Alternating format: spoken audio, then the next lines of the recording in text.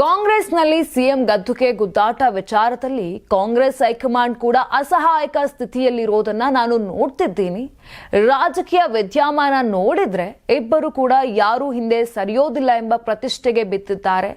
ಇದೇ ರೀತಿ ಮುಂದೆ ನಡೆದ್ರೆ ರಾಜ್ಯ ರಾಜಕೀಯ ಅಲ್ಲೋಲ ಕಲ್ಲೋಲ ಆಗೋ ಸಾಧ್ಯತೆ ಇದೆ ಅಂತ ಹಾವೇರಿಯಲ್ಲಿ ಮಾಜಿ ಸಿಎಂ ಬಸವರಾಜ ಬೊಮ್ಮಾಯಿ ಹೇಳಿಕೆಯನ್ನ ನೀಡಿದ್ದಾರೆ.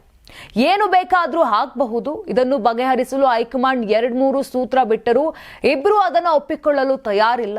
ಇಬ್ರನ್ನು ಬಿಟ್ಟು ಬೇರೆಯ ಸೂತ್ರ ತಯಾರು ಮಾಡೋ ಸಾಧ್ಯತೆ ಕೂಡ ಇದೆ ಅಂತ ನನಗೆ ತಿಳಿದು ಬಂದಿದೆ. ಈಗ ನಮಗೆ ಕಾಣ್ತಿರೋ 2 ಕುದುರೆಗಳ ಜೊತೆ ಇನ್ನೊಂದು ಕಾಣದೇ ಇರೋ 3ನೇ ಕುದುರೆ ರೇಸಿಗೆ ಬಂದ್ರೂ ಆಶ್ಚರ್ಯ ಇಲ್ಲ ಅಂತ ಹೇಳಿದ್ದಾರೆ. ಹೈಕಮಾಂಡ್ ಕೂಡ ಅಸಹಾಯಕ ಸ್ಥಿತಿ ನಾನು ನೋಡ್ತಾ ಇದ್ದೀನಿ. ಇಲ್ಲಿ ಆಡಳಿತ ಅಂತೂ ಸಂಪೂರ್ಣ ಕುಸಿತೋಗಿದೆ. ರೈತರು ತೊಂದರೆಯಾಗಿದ್ದಾರೆ, ಯಾವುದೇ ಅಭಿವೃದ್ಧಿ ಕೆಲಸ ಆಗ್ತಾ ಇಲ್ಲ. ಇದು ಒಂದ್ ಕಡೆ. ಇನ್ನೊಂದು ಕಡೆ ರಾಜಕೀಯ ವಿದ್ಯಮಾನದಲ್ಲಿ ಇಬ್ರು ಪ್ರತಿಷ್ಠೆ ಪ್ರಶ್ನೆ ಇದ್ದಾರೆ. ಯಾರು ಕೂಡ ಹಿಂದೆ ಸರಿಯಿಲ್ಲ ಅಂತ ಸಂದರ್ಭದಲ್ಲಿ ಇದೇ ತರ ಮುಂದೆ ನಡೆದ್ರೆ ರಾಜ್ಯದ ರಾಜಕೀಯ ಅಲ್ಲೋಲ ಕಲ್ಲೋಲ ಆಗುವಂತ ಸಾಧ್ಯತೆ ಇದೆ. ಏನ್ ಬೇಕಾದ್ರೂ ಆಗ್ಬೋದು. ಮತ್ತು ಕೇಂದ್ರ ಸರ್ಕಾರ ಕೇಂದ್ರದ ಅವರ ನಾಯಕರು ಇದನ್ನ ಬಗೆಹರಿಸೋದಕ್ಕೆ ಇವತ್ತು 2-3 ಸೂತ್ರಗಳನ್ನ ಬಿಟ್ಟರು ಕೂಡ ಇಬ್ಬರು ನಾಯಕರು ಅದನ್ನ ಒಪ್ಕೊಳ್ತಾ ಇಲ್ಲ. ಹೀಗಾಗಿ ಅವ್ರಿಬ್ಬರನ್ನ ಬಿಟ್ಟು ಬೇರೆ ಸೂತ್ರವನ್ನ ತಯಾರು ಮಾಡುವಂತ ಸಾಧ್ಯತೆ ಇದೆ ಅಂತ ನನಗೆ ಇದರಿಂದ ರಾಜ್ಯದ ರಾಜಕಾರಣದಲ್ಲಿ ಏನ್ ಬೇಕಾದ್ರೂ ಆಗ್ಬೋದು. ಈಗ ನಮ್ಗೆ ಕಾಣ್ತಿರುವಂತ 2 ಕುದುರೆಗಳ ಜೊತೆಗೆ ಇನ್ನೊಂದು ಕಾಣದಿರುವಂತ ಒಂದು ಕುದುರೆಯೂ ಕೂಡ ರೇಸಿಗೆ ಬಂದ್ರೆ ಆಶ್ಚರ್ಯ ಇಲ್ಲ. ಹೇಳ್ತಾರೆ ಇನ್ನ ಕೇಂದ್ರದಲ್ಲಿ ಚರ್ಚೆಗೆ ಡಾರ್ಕ್ ಹಾರ್ಸ್ ಅಲ್ಲ, ಸೀರಿಯಸ್ ಆಗಿ ಹೇಳ್ತಾರೆ.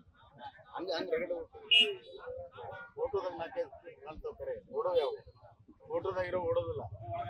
ಫೋಟೋದಾಗಿರೋ ಕುದುರೆ ಯಾವ ಓಡ್ತಾವ.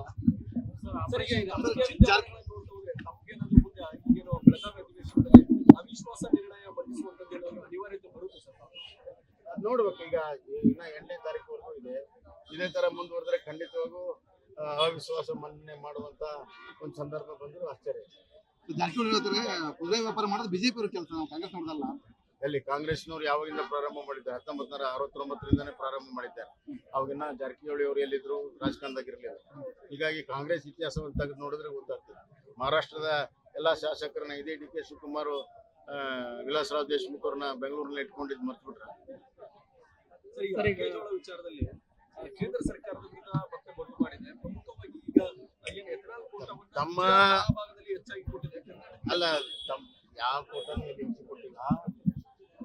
20% ಏನಿದೆ ಅದು ಕರೆಕ್ಟ್ ಆಗಿ ಕೊಟ್ಟಿದ್ದಾರೆ. ಇಲ್ಲಿ ಲೈಸೆನ್ಸ್ಗಳು ಜಾಸ್ತಿ ಕೊಟ್ಟಿದ್ದಾರೆ. ಹೀಗಾಗಿ ಇಲ್ಲಿ ಏನು ಕೋಟ ಇದೆ ಅದಕ್ಕಿಂತ ಹೆಚ್ಚಿಗೆ ಉತ್ಪಾದನೆ ಆಗುತ್ತೆ ಅನ್ನೋದು ಸಮಸ್ಯೆ ಆಗಿದೆ. ಅದು ಒಂದ್ ಭಾಗ. ಸುಮ್ಮನೆ ಕೇಂದ್ರದ ಮೇಲೆ ಬಟ್ ಮಾಡಿ ತೋರಿಸುವಂಥದ್ದು ತಮ್ಮ ಜವಾಬ್ದಾರಿನ ನೋಡ್ಕೊಳ್ಳೋದಕ್ಕೆ ಸರ್ಕಾರದಲ್ಲಿ ದುಡ್ಡಿಲ್ಲ. ಉದಾಹರಣೆಗೆ ಮುಖ್ಯಮಂತ್ರಿಗಳು ಆದೇಶ ಮಾಡಿದ್ದಾರೆ 10 ಲಕ್ಷ ಮೆಟ್ರಿಕ್ ಟನ್ ತಗೊಳ್ರಿ ಅಂತ. ಯಾಕೆ ತಗೋಬಾರ್ದು?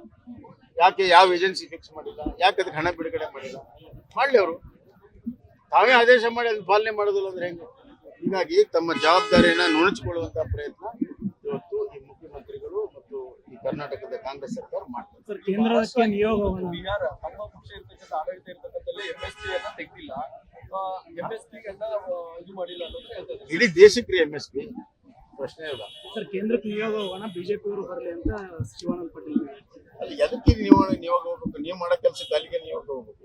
ಮಾಡ್ಲಿಕ್ಕೆ ನಾನು ಅವ್ರ ಜಾಗದಲ್ಲಿ ಇದ್ರೆ ಪ್ರಾರಂಭ ಮಾಡ್ತೇನೆ. ಕೇಂದ್ರದಲ್ಲಿ ಚರ್ಚೆ ಆಗ್ತಾ ಇದೆ. ಫೋಟೋದಲ್ಲಿ 4-5 ಕುದುರೆ ಕಾಣ್ತಾವೆ, ಆದ್ರೆ ಓಡೋ ಕುದುರೆಗಳು ಯಾವುದು? ಫೋಟೋದಲ್ಲಿ ಇರೋ ಕುದುರೆಗಳು ಓಡಲ್ಲ.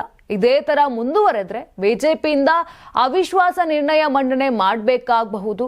ಕುದುರೆ ವ್ಯಾಪಾರವನ್ನ ಕಾಂಗ್ರೆಸ್ ಯಾವಾಗಿಂದ ಪ್ರಾರಂಭ ಮಾಡಿದೆ ಅಂತ ಪ್ರಶ್ನಿಸಿ 1969ರಿಂದಲೇ ಕುದುರೆ ವ್ಯಾಪಾರ ಪ್ರಾರಂಭ ಮಾಡಿದ್ದಾರೆ. ಹೀಗಾಗಿ ಆಗ ಜಾರಕಿಹೊಳಿ ಎಲ್ಲಿದ್ರು? ಆಗಿನ್ನು ಅವರು ರಾಜಕೀಯದಲ್ಲಿ ಇರಲೇ ಇಲ್ಲ. ಕಾಂಗ್ರೆಸ್ ಇತಿಹಾಸ ತೆಗೆದು ನೋಡಿದ್ರೆ ಗೊತ್ತಾಗತ್ತೆ. ಮಹಾರಾಷ್ಟ್ರದ ಎಲ್ಲ ಶಾಸಕರನ್ನ, ವಿಲಾಸರಾವ್ ದೇಶಮುಖ್ರನ್ನ ಬೆಂಗಳೂರಿನಲ್ಲಿ ಇಟ್ಕೊಂಡಿದ್ದು ಮರೆತು ಬಿಟ್ರಾ ಅಂತ ಪ್ರಶ್ನೆಯನ್ನ ಮಾಡಿದ್ದಾರೆ ಬೊಮ್ಮಾಯಿ. ನೀವು ಸಣ್ಣ ಆಗ್ಬೇಕಲ್ವಾ? ಅದು ಒಂದು ಉತ್ತಮ ಆಹಾರದಿಂದ ಸಣ್ಣ ಆಗ್ಬೇಕಲ್ವಾ? ಪ್ರತಿದಿನ ನಮ್ಮ ಜೀನಿ ಸ್ಲಿಮ್ ನ ಯೂಸ್ ಮಾಡಿ ಯಾವುದೇ ಸೈಡ್ ಎಫೆಕ್ಟ್ ಇಲ್ದಂಗೆ ನೀವು ಸಣ್ಣ ಆಗ್ತೀರಾ.